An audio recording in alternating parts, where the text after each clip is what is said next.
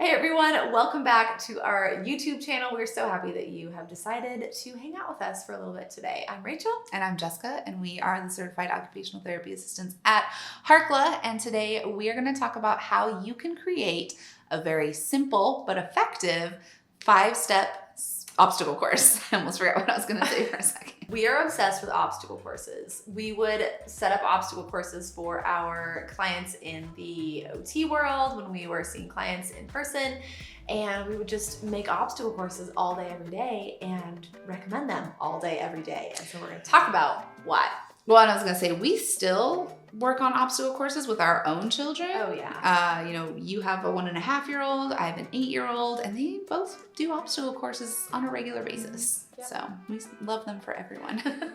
So first of all, before we get into all the exciting things that we want to talk about today, let's break it down and say what exactly is an obstacle course, because I think the first thing that comes to mind, especially these days when we talk about obstacle courses, is like the American Ninja Warrior obstacle courses, Which right? those are great. And you have to have monkey bars and trampolines and swings and ropes and foam pits. And while all that is super cool, and if you have that, great, we're not going to be making those intense obstacle courses today. And not at home. No. So an obstacle course is really just like a sequence of obstacles that you have to get through, your child has to get through. So things like a balance beam or a tunnel, and typically there's a goal for the obstacle course. Maybe they are putting together a puzzle or doing a matching game, right? We like to have our obstacle courses be goal oriented, so it's not just going through a bunch of sequences randomly, but that there's an actual start and stop and a goal to be accomplished. Yes, obstacle courses are great to work on a skill that we call Praxis, which is coming up with an idea, motor planning the action, carrying out that motor plan, and then reviewing and looking back and seeing how you did with the activity. And so to really improve that praxis, we want to complete this obstacle course anywhere from 3 to 5 times through. That's why we like to have that goal-oriented activity or that function included, like a puzzle or stacking a block tower. So they go through each time and take a block and put it on the tower, and then they go back through and put the next block on. So it really can work on that praxis. And this is great for kiddos of all ages and abilities too, and you can modify them based on their level.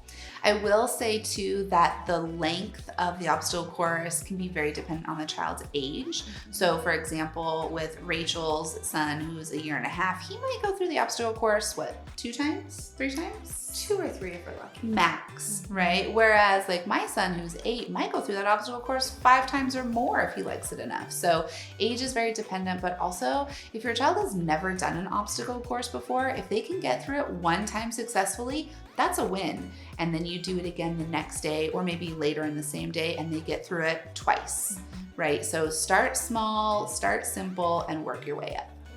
So another beautiful thing about obstacle courses is they really work on strength and endurance. So if you're going through an obstacle course multiple times, they likely include crawling or weight-bearing activities. They hopefully get the child's heart rate up just a little bit, and we can really improve just overall body awareness, strength, muscle tone. We can really work on the tone of kiddos who maybe don't have that great muscle tone that we're looking for, or you can't necessarily improve muscle tone, but you can work on the strength to help facilitate that tone. Yes.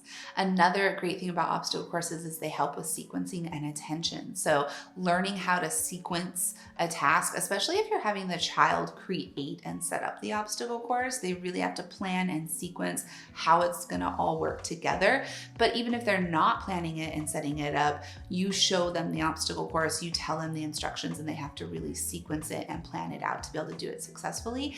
And then from an attention standpoint, they have to increase their attention in order to get through the obstacle course even just 1 time without getting distracted.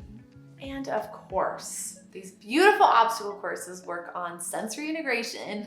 You know we have 8 senses, and the beauty of these is that you can incorporate activities that really work on a variety of senses at once. We can work on the multi-sensory processing. We can build on the foundation that we have, and I love it. I just love obstacle courses. Can we talk about the next part now and setting them up? Yep. All right. So let's set up an obstacle course. Our goal with this video is to show you how to set up a simple obstacle course with items that you already have in your house, But we just want to remind you there are some really great pieces of equipment out there that you can purchase to help with obstacle courses. And in a clinic setting, we typically have these amazing resources like swings and crash pads and balance beams, all kinds of tools for obstacle courses. But if you don't have those items at home, that's totally okay. You can use what you already have.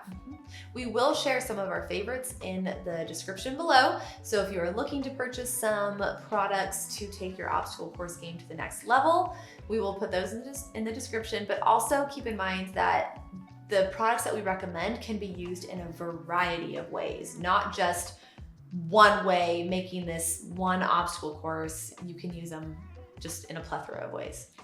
The first thing we're going to do is build a tunnel. There's a lot of different ways to build a tunnel. If you have a pop-up tunnel already, that's great. But if you don't, grab some stools or some chairs, grab some pillows or cushions and build them up so they're a little bit taller, place some blankets over them, and you have a tunnel.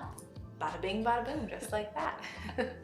So the next one is jumping stones. Now, we have jumping stones, we love them, but you don't need them.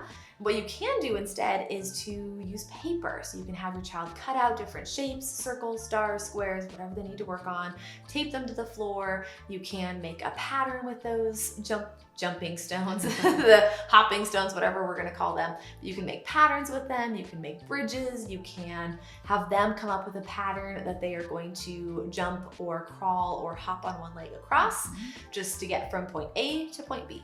I was even thinking just using painter's tape is a great option. Just put strips of painter's tape on the floor to jump on.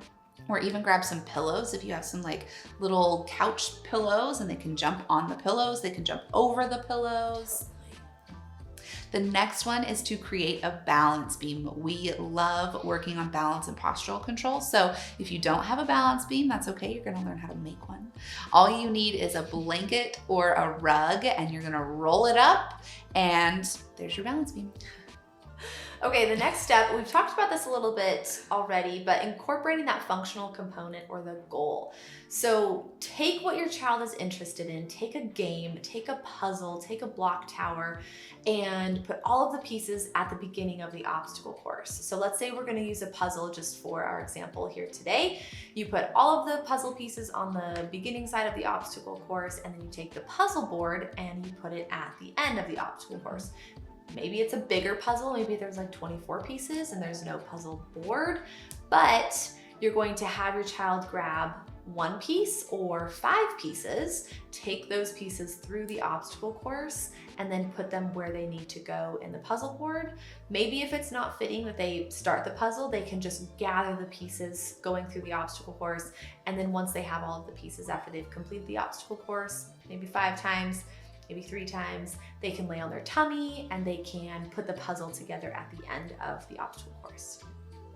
Another thing to keep in mind is that you can really switch up the transition components as well. So if your child is taking the puzzle pieces through those obstacles, through the tunnel, the jumping and the balance beam, you can have them choose, or you can decide for them, whatever you want, that in order to get back to go get more puzzle pieces, they either go back through the obstacles, or maybe they choose an animal walk and go around the obstacle course in their bear walk to get more pieces. So you can really play around with it. Another thing I was thinking was, instead of having all the puzzle pieces at the beginning of the obstacle course, maybe you spread some throughout the obstacles as well. So maybe they have to, while they're hopping, they have to bend and reach and pick up some pieces. Or maybe while they're walking along the balance beam, they have to balance while they bend and reach and pick up some pieces. So you can really play around with it and make it unique and different every single time.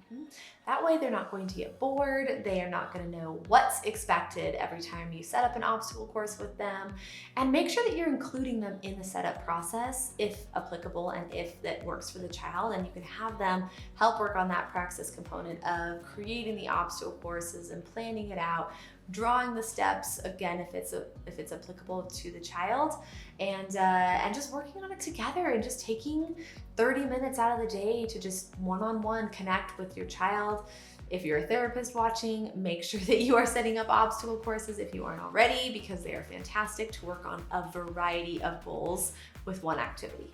We always want to modify the obstacle course as well as the child's going through it, right? So you have this great obstacle course set up. It's pretty simple, but it's also really great because simplicity is usually great. Simplicity is the highest form of elegance. That's what I was looking for. And your child starts going through the obstacle course and you realize that it's too hard for them. It's too much. It's not going to provide them that just right challenge to help them be successful. So you need to modify it down a little bit. Maybe you take one of the steps away, or you take some of the puzzle pieces away so they don't have to do so many. Or maybe the opposite is true and the obstacle course is too easy and you need to add an extra challenge. So you add a metronome and they have to hop on the beats of the metronome, or maybe they have to walk along the balance beam backwards, right? So always just keep an eye on how the obstacle course is going and modify as needed. I love that. So many good activities. Hope this just fires you up to go set up an obstacle course with your kiddo and connect with them. And I know I'm gonna go home and set up a new obstacle course. We love obstacle courses. I think another thing to keep in mind too is that every obstacle course is different. There's no right or wrong way. So if you're watching this video and you're like, oh my gosh, these are cool ideas, but I'm not really sure if mine is a good obstacle course, just keep in mind there's no good or bad. It just is what it is, and just start. Yep, just start. Okay, with that being said, that is it for our video today. Go get yourself some obstacle courses. Get fired up. We're excited. We hope you're excited. Make sure that you subscribe to our YouTube channel so you don't miss any more of these super exciting videos that we're sharing with you. If you follow this video and like you set up an obstacle course with some of these ideas, we would love it if you would take pictures and videos and share it with us on social media. You can find us on Instagram at Harkla_family, as well as at All Things Sensory Podcast. Send us those videos. We would love to see that you're watching the YouTube video, but also that you're trying out these ideas.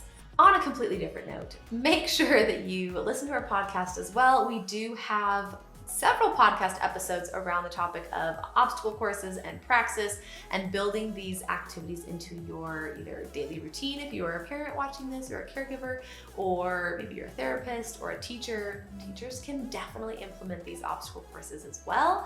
So make sure that you listen to our podcast. We will link some relatively similar podcast episodes in this description below this video. What else do we need to do? Just a quick note that if you are concerned about your child's ability to get through their day because they're struggling with executive functioning or motor planning, sensory processing, we always recommend that you talk to your pediatrician to get an occupational therapy evaluation. Okay, now I think that's it. Okay, don't forget to subscribe. I think we've said that already, and we will see you next Tuesday for another video. Okay, so okay. Okay, what was I saying?